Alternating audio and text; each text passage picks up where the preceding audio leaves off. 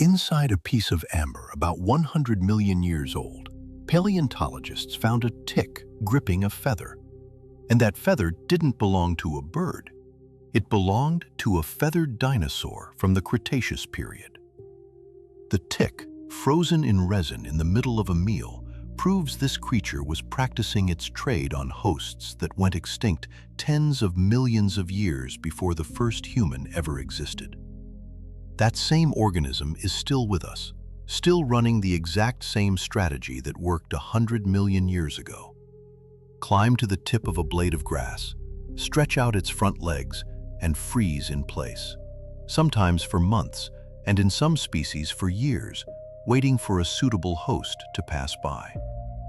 When that moment finally comes, the tick sinks into the skin so quietly that its victim often doesn't feel a thing, cements itself to the body for several days using its own natural glue, and can swell up to hundreds of times its original weight before it finally lets go on its own. And in one particular species, that bite can leave your immune system treating an ordinary steak as a threat for years afterward. Here's a question worth pausing on, one that might catch you off guard. We live in a culture that almost always glorifies speed. Decide faster, react faster, get results faster. But what if one of the most successful predators in the history of planet Earth built its entire survival strategy on the exact opposite of speed? On the ability to stay perfectly still for months or years, waiting for a single exact moment. Where in your own life do you mistake patience for inaction, when patience might actually be the most effective strategy available? There's a more personal, more unsettling question here, too. We tend to judge danger by size and by how obvious a threat feels. A large predator seems scarier than a small one. A bite that hurts feels more serious than one you never even noticed. But what if the most serious threat is exactly the one that's been engineered to go unnoticed? A creature the size of a poppy seed can spend several days on your body completely undetected and leave behind consequences that reshape your life for years to come. And to understand how something this small and sluggish-looking became one of the most successful and at the same time one of the most dangerous organisms on the planet, we need to start with what it actually is, with the biology of the tick itself. The first thing worth clearing up: a tick isn't an insect, even though people constantly mistake it for one. Ticks belong to the class of arachnids, meaning they're close relatives of spiders and scorpions, not flies and beetles. An adult tick has 8 legs, not 6 like a true insect, a trait it shares with spiders. Though at the very earliest stage of its life, a tick only has 6 legs, and only after one of its molts does it gain that extra pair, finally taking on the shape most people recognize. Tick's body is built with a single purpose in mind: attaching to a host and drawing blood from it. Its mouthparts consist of several specialized pieces: a pair of cutting chelicerae that slice through skin, and a central structure called the hypostome, covered in backward-facing barbs like a fishhook or a harpoon. It's precisely because of that hypostome design that simply yanking an attached tick out by hand often causes the mouthparts to snap off and stay embedded in the skin. The backward-facing barbs won't let it slide back out the way it went in. Science currently recognizes several thousand tick species, spread across nearly every region on the planet, from tropical forests to polar latitudes, living on hosts as varied as reptiles, birds, and mammals, including humans. Within this large group, there are 2 main families, distinguished by body structure and feeding strategy. The Ixotidae, or hard ticks, easily identified by a rigid dorsal shield, and a tendency to stay attached to a host for several days during a single feeding, and the Argacidae, or soft ticks, which lack that shield and prefer short, repeated feedings, often lasting anywhere from a few minutes to an hour. Hard ticks are the ones that most often end up at the center of medical attention, and it's precisely their multi-day feeding strategy that ultimately explains most of the serious consequences of a bite. Tick size varies so dramatically depending on species and life stage that an unfed individual of some small species can be nearly invisible to the naked eye, while an engorged adult female of a larger species can swell to the size of a small grape, a transformation this story will come back to in more detail later on. This remarkable ability to adapt to different hosts across different climate zones largely explains ticks' success as a group.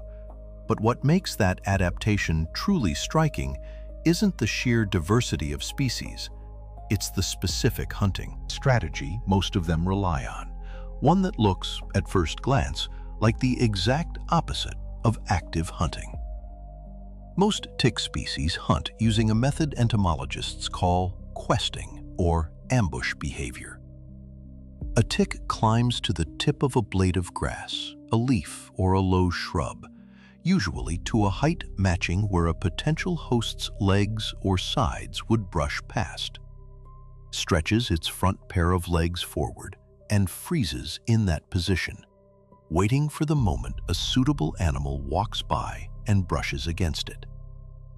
A tick doesn't leap onto its prey and doesn't chase it down. The entire strategy comes down to simply being in the right place at the right time and latching onto fur, feathers, or clothing as fast as possible the instant a host touches that blade of grass. To know when it's worth becoming active and when it's better to conserve energy by staying still, a tick relies on a unique sensory organ located on its front pair of legs, known as Haller's organ, named after the Swiss zoologist who first described its structure in the late 19th century.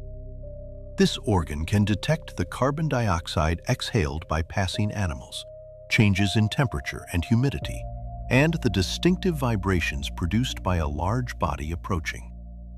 Once it picks up the right signal, the tick shifts from near total stillness into heightened readiness, extending its legs further toward the source of the signal, and then, at the moment of physical contact, latches onto the passing object almost instantly. Among predators that rely on ambush rather than active pursuit, a tick stands out even against well-known examples of patient hunting, like orb-weaving spiders waiting in their webs, or certain species of mantis freezing in ambush among the leaves for hours at a time. The difference is that a spider or a mantis usually only needs hours, or at most a few days, of waiting to hunt successfully, while a tick can stretch that same process out by orders of magnitude longer. The most remarkable part of this strategy is just how long a tick can stay in waiting mode if a suitable host never shows up. A tick's metabolism slows to an extreme degree while questing, letting it go without food for weeks, months, and in some species, according to documented observations, for a stretch of time measured in years. That makes the tick one of the most energy-efficient, patient predators science has ever studied. No large mammalian predator can go without food for a comparable stretch of time, while still staying fully ready to hunt the moment an opportunity arises. A waiting strategy like that might seem unique to modern species that adapted to living alongside today's mammals. But entomologists and paleontologists have proof that this strategy is far older than you might expect. Proof found under about as unexpected circumstances as it gets, deep inside a piece of fossilized tree resin. In the mid-2010s, a team of paleontologists studying a collection of Burmese amber roughly 100 million years old uncovered one of the most unusual specimens in the entire history of fossil arthropod research.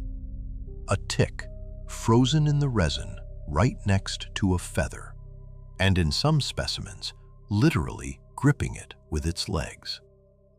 Burmese amber, mined in present-day Myanmar, is famous among paleontologists for the exceptional preservation of the organisms trapped inside it. The resin from Cretaceous period conifers hardened so quickly and preserved trapped objects so well that the finest anatomical details, down to individual hairs and claws on an arthropod's legs, remain visible 100 million years later. And microscopic analysis of the feather's structure confirmed it didn't belong to a modern bird, but specifically to the dinosaur lineage of feathered creatures from the Cretaceous.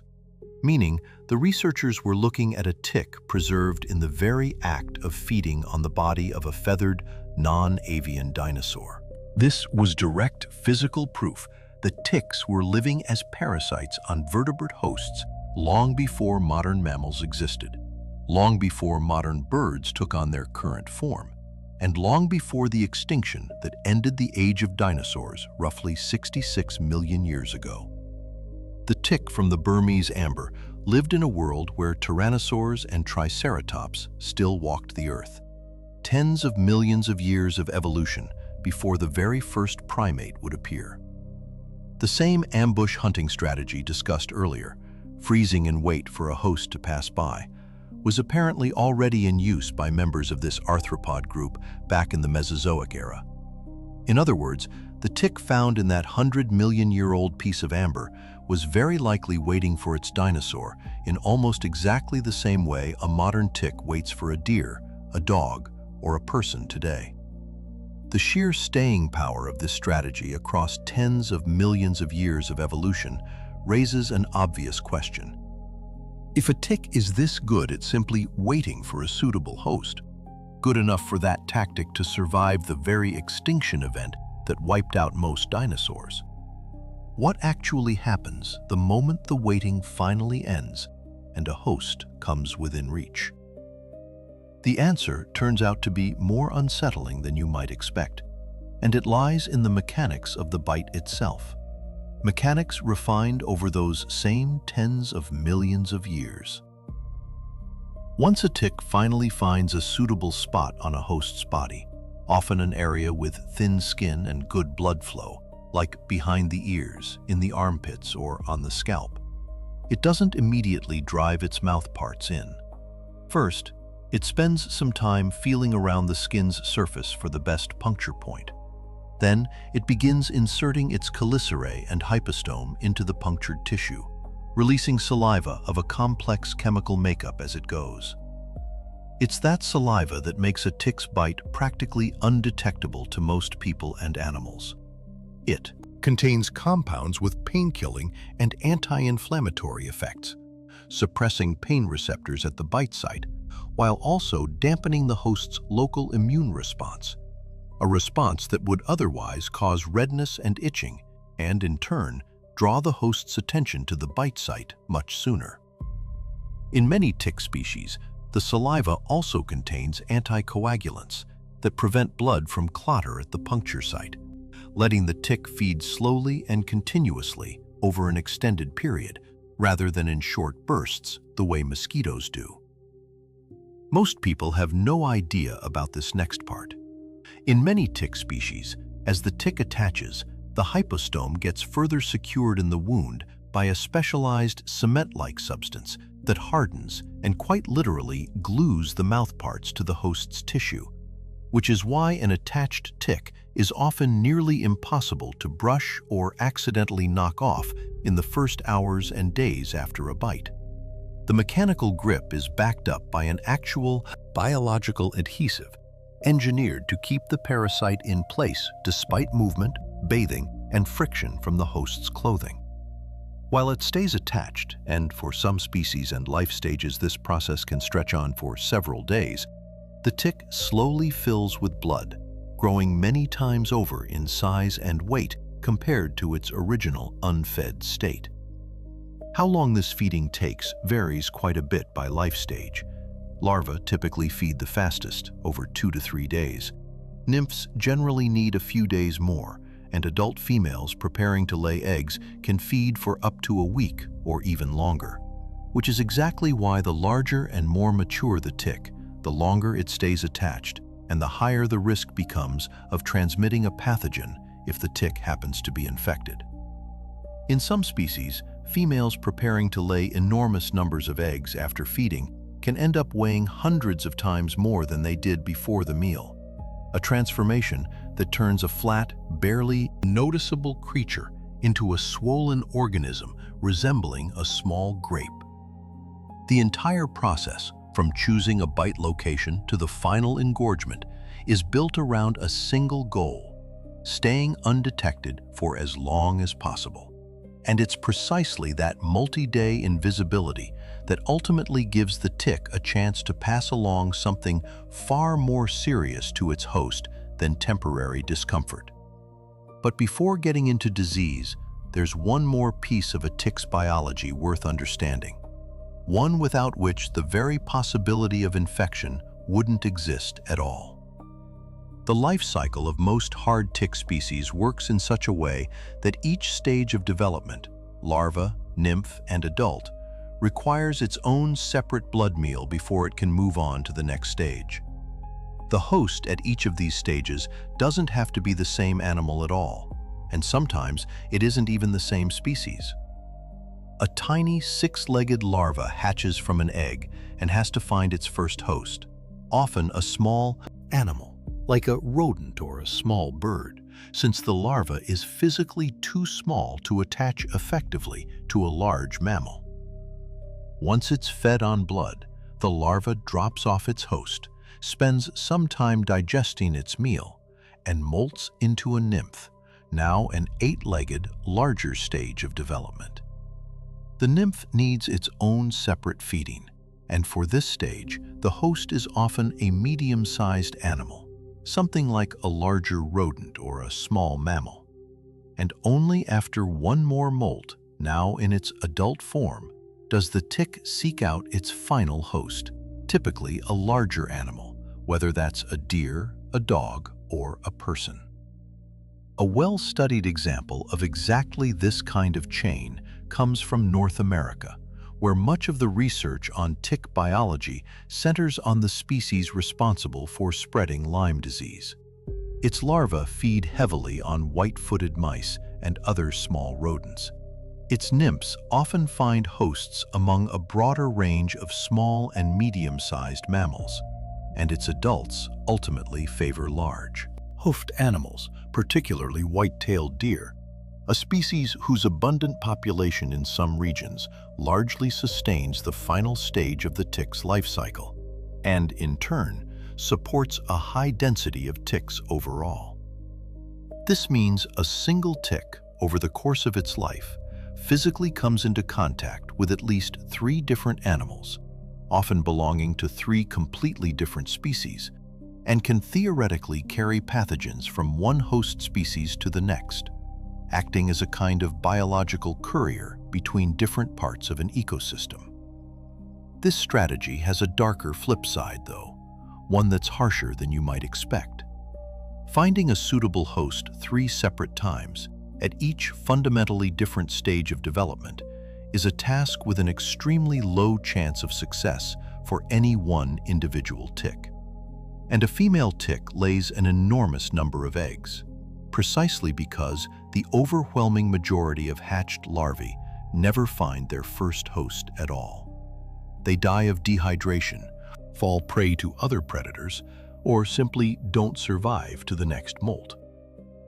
The species compensates for extremely low individual survival odds with sheer volume of attempts, and the fact that ticks, despite this brutal arithmetic, continue to thrive practically everywhere on the planet only proves just how effective the overall strategy really is.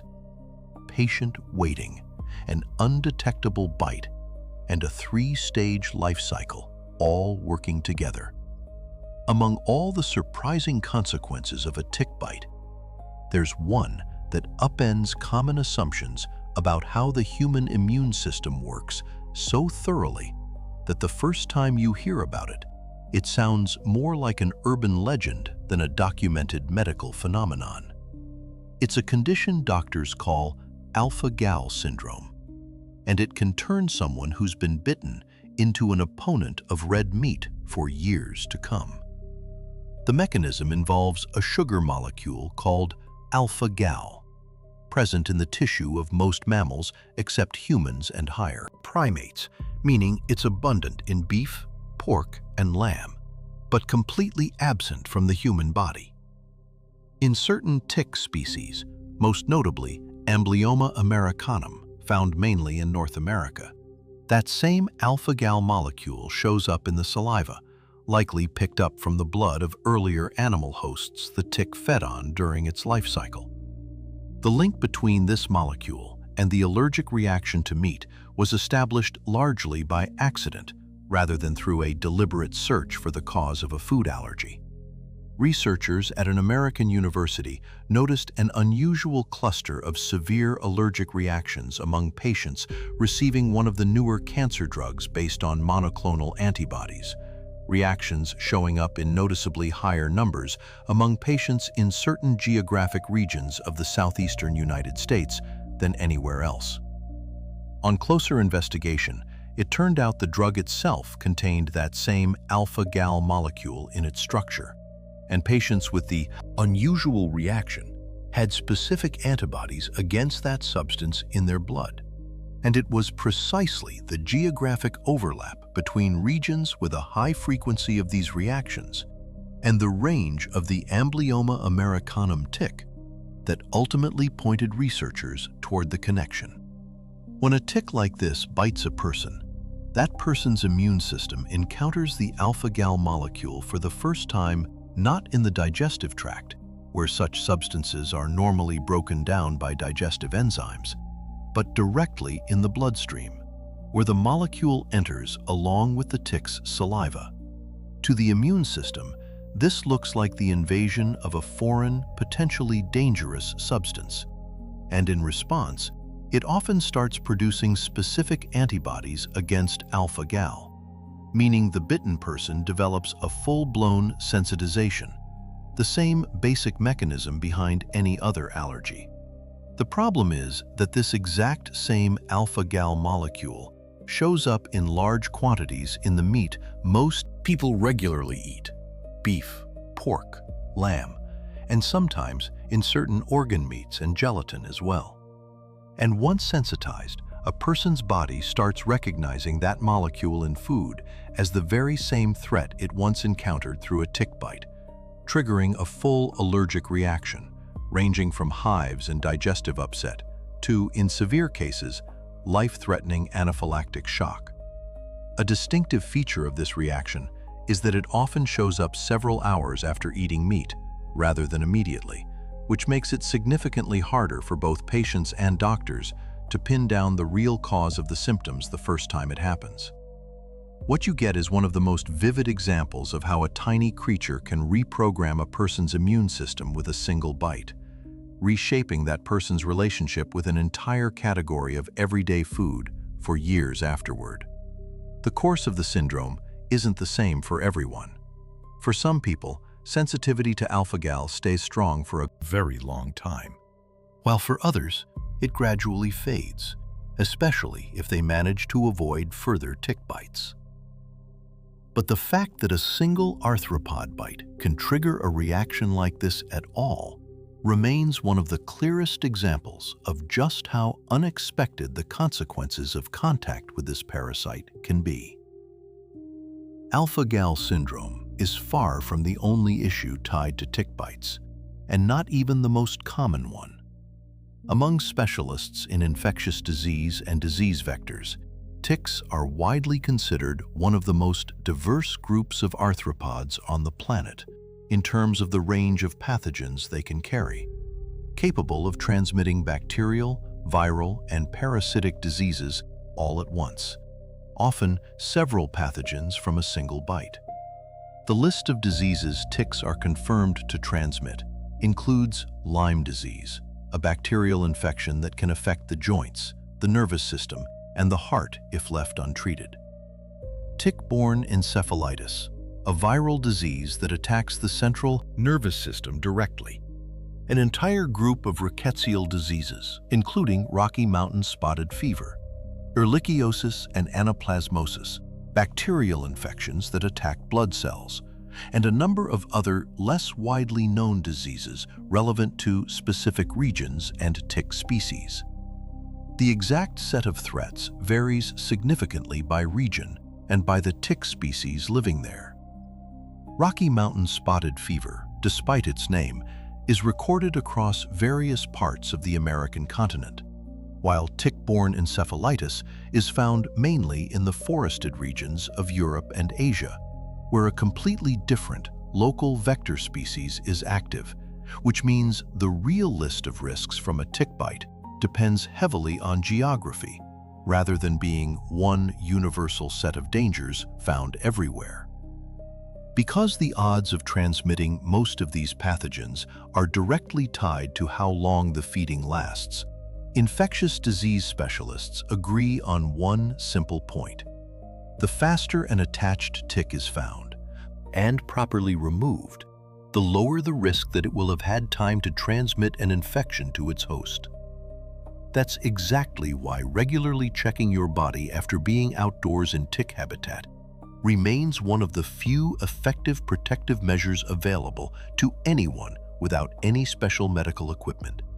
A simple countermeasure against the very multi-day invisibility that otherwise works so reliably in the tick's favor. Now it's possible to see why every thread explored in this story converges right here. The patient ambush strategy, honed over tens of millions of years since the age of dinosaurs, gives a tick a nearly guaranteed shot at contact with a host sooner or later. And the mechanics of an undetectable bite, suppressing pain and the local immune response, give the tick days of uninterrupted access to a host's bloodstream. And the longer the feeding lasts, the higher the odds that a pathogen passes from the tick's saliva into the host's blood. And the three-stage life cycle, switching hosts at every stage, turns an individual tick into a mobile link connecting the ecosystems of different animal species, letting pathogens hop between host species in a way that simply wouldn't be possible without a go-between like this. None of these tick traits evolved specifically to spread disease. Each one, on its own, was solving a much more down-to-earth evolutionary problem. Conserve energy while waiting, stay undetected while feeding, compensate for low individual survival at each stage of the life cycle. But it's the combination of these three solutions, brought together over tens of millions of years of evolution, that ended up accidentally creating an organism perfectly suited to serve as a vector for almost any pathogen capable of circulating in a vertebrate's blood.